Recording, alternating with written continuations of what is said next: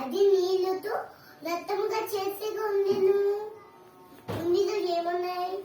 నీళ్ళలో రక్తము నీళ్ళు ఉన్నాయి. అది ఏంటి? ఎర్ర నీళ్ళు. అది రెద్దంటే ఏంటమ్మా? రెద్దంటే రెడ్ అంటే ఎరుపు. ఎరుపా? అది కలర్ అంటే రెడ్. ఇంకా నిస్తుంది.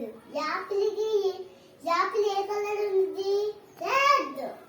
అది రెడ్ అంటే ఎరుపు. ఎరుపులు ఆపిల్ కి ఉండిద్ది. Apple banana. మోషే అంటే నీళ్ళని రెండుగా చేసేలాగా చూడగా అన్ని మూడు చేశాడు.